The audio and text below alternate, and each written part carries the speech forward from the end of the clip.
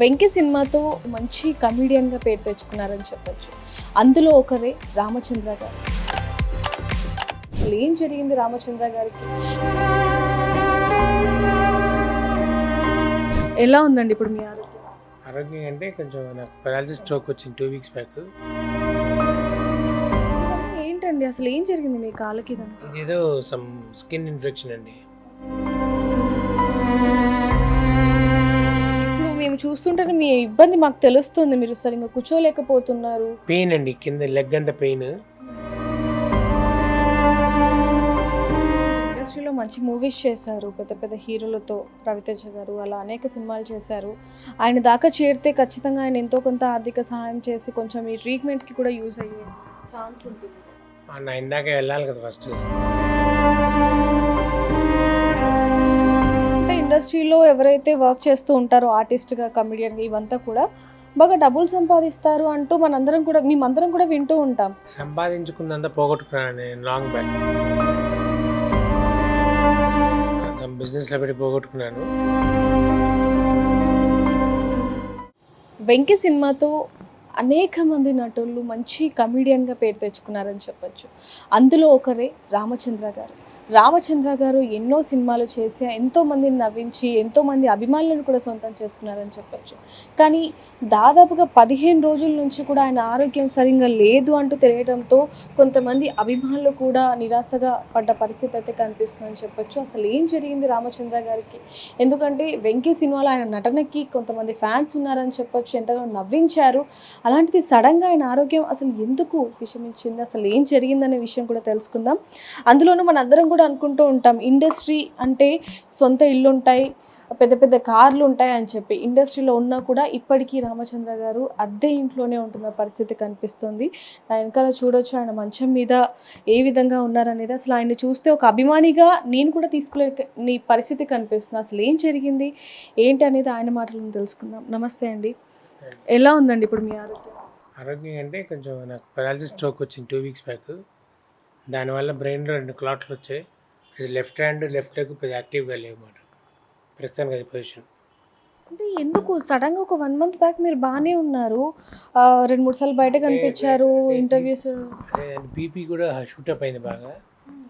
దానివల్ల అది అలా అయిందని తర్వాత తెలిసింది బీపీ వల్ల. అంటే మామూలుగా మనం 1 మంత్ బ్యాక్ కూడా చూసాక అంత బ్రహ్మాండంగా ఉన్నారు, నడిచారు. అంటే అంతా అప్పటికే నాకు బీపీ ఉంది. యాక్చువల్లీ మెడిసిన్స్ వాడుతున్నా అది సరిపోలేదేమో, ఒకసారి ఎక్కువ అయిపోయింది, ఎక్కువ ఇలా జరిగిందంట. బీపీ మీకు ఎప్పటి నుంచి ఉందండి అసలు? అంటే మామూలు 8-9 ఇయర్స్ నుంచి ఉంది. నేను మందులు వాడుతుంటాను. అది కొంచెం కంట్రోల్ కొంచెం ఎక్కువ అవుతుంది స్ట్రెస్ లెవెల్స్కి. అదైతే జరిగినట్టుంది మొన్న. ఏమన్నారు డాక్టర్? అంటే బ్రెయిన్లో 2 క్లాట్లు ఉన్నాయి, అవి కరగాలి, దానికి మందులు ఇచ్చారు.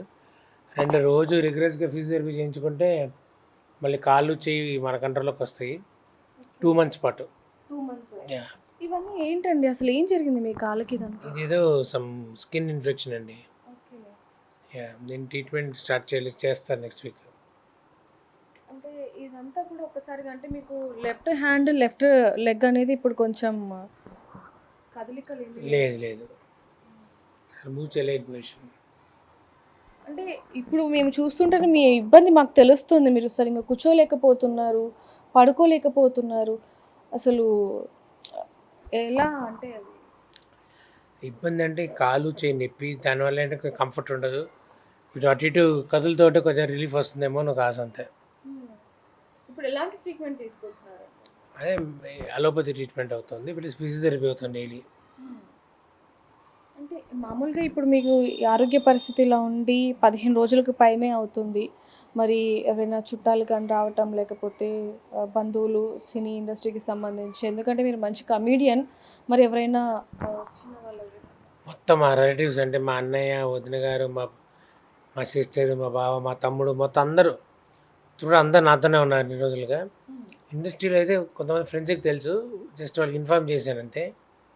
వాళ్ళు ఫోన్ చేసి మాట్లాడుతున్నారు ఎలా ఉంది ఏంటి అని. అంటే రోజుకి ఎంత ఖర్చు అవుతుందండి ట్రీట్మెంట్ కానీ, నెలకి కానీ, వారానికి కానీ? అలా ఏం లేదండి, అంటే ఫిజియోథెరపీకి రోజుకి 1000 రూపాయలు అవుతుంది దగ్గర దగ్గర. అది అంటే మీరు ఇండస్ట్రీలో మంచి మూవీస్ చేశారు పెద్ద పెద్ద హీరోలతో, రవితేజ గారు అలా అనేక సినిమాలు చేశారు.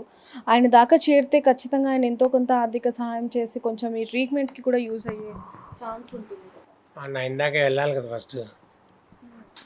అంటే పర్టికులర్గా వెళ్ళాలి అని నేనే అనుకొని ఎవరికి చెప్పలేదు. అదే. చూద్దాం, వెళ్ళినప్పుడు చూద్దాం ఏమవుతుందో. మీ అభిమానులు కూడా చాలా మంది నిరాశపడుతున్న పరిస్థితి కనిపిస్తుంది. ఎందుకంటే గతంలో కూడా చూసాం కొంతమంది ఆర్టిస్టులు ఇదవ్వటం, అంతలోనే మీ ఆరోగ్య పరిస్థితి ఇలా అవ్వటం చాలామంది అభిమానులు కూడా జీర్ణించుకోలేకపోతున్నారు. సో వాళ్ళకేం చెప్తారు మీ అభిమానులు? ఒకటే ఏంటంటే I surely make come back, recover అవుతాను, వాళ్ళు సినిమాలు చేస్తాను, అందరినీ అలరిస్తాను, అదే ఫిక్స్, అదే confirmed. I'm very confident about it. ఇప్పుడు మూవీస్ చేస్తున్నారండి లేకపోతే ఏదైనా బిజినెస్ అలా? లేదండి, మూవీస్ ఈ సంవత్సరం పెద్దగా చేయలేదు, పెద్దగా వర్కౌట్ అవ్వలేదు. ఇంకా బహుశా రికవర్ అయ్యాక మళ్ళీ ఏదైనా బ్యాక్ టు బ్యాక్ వర్క్ వస్తామో చూడాలి. ఓకే. అంటే ఇప్పుడు వరకు ఎన్ని మూవీస్ చేశారండి? More than 150+. హీరోలతో కూడా అందరితో, దాదాపు అందరు హీరోలతో చేశాను. పక్కన ఏదో ఒకటి ఆల్మోస్ట్ 200 సినిమాల వరకు వెళ్ళి ఉంటుంది. ఒక 80 మూవీస్లో కౌంట్ మిస్ అయింది, దాంతో ఇంకా కౌంట్ చేయడం మానేశాను. ఓకే. అంటే మామూలుగా చూసుకుంటే ఇండస్ట్రీలో ఎవరైతే వర్క్ చేస్తూ ఉంటారో ఆర్టిస్ట్‌గా, కమెడియన్‌గా ఇవంతా కూడా బాగా డబ్బులు సంపాదిస్తారు అంటూ మేమందరం కూడా వింటూ ఉంటాం.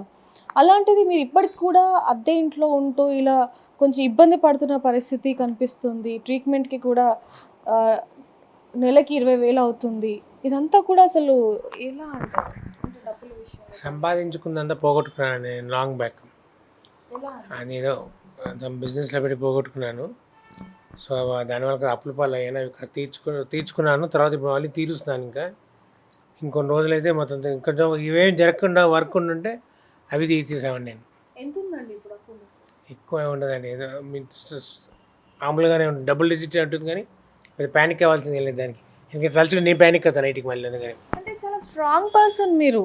మేము చాలా చూస్తాం కదా, మిమ్మల్ని పర్సనల్గా కూడా కొంచెం తెలిసిన వాళ్ళం కాబట్టి చాలా స్ట్రాంగ్ పర్సన్. అన్నిట్లో కూడా ఇంకా చాలామందికి స్ట్రాంగ్గా ఉండమని చెప్తారు, మీరు స్ట్రాంగ్గా ఉంటారు.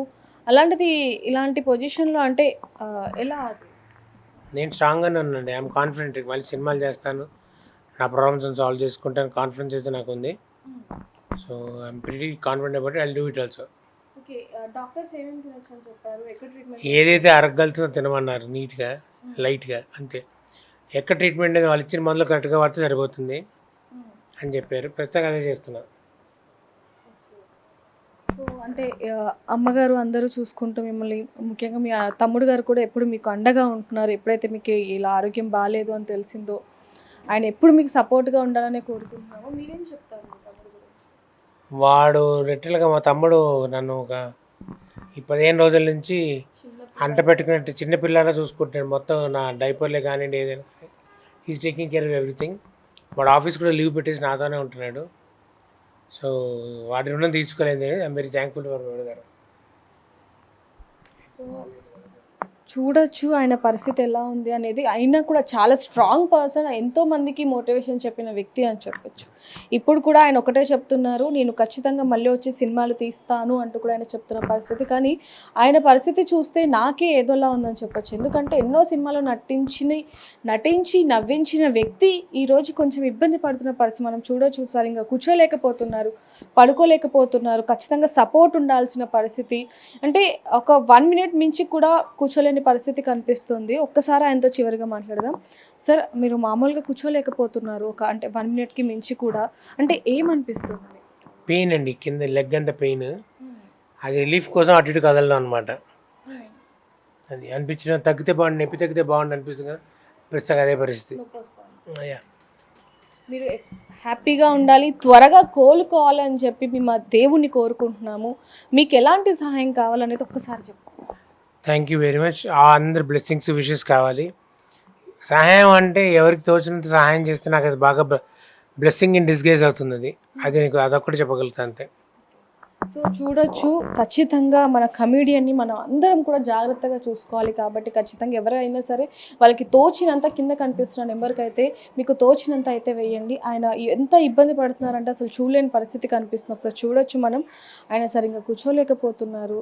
అంటే ఒక్క 1 మినిట్ కూడా ఒక కాలు మీద కొంచెం వెయిట్ వేసి కూర్చోలేని పరిస్థితి. ఆ పెయిన్ ఆయన కళ్ళల్లో, ఆయన ముఖంలో మనకు కనిపిస్తూనే ఉంది. ఎంతోమందిని నవ్వించిన ఒక కమెడియన్ ఒక యాక్టర్ చాలామందికి కూడా హెల్ప్ కూడా చేస్తూ ఉంటారు అనేది కూడా మనకు తెలియడం జరిగింది. చాలామందికి ఇండస్ట్రీలో కూడా హెల్ప్ చేయడం జరిగింది.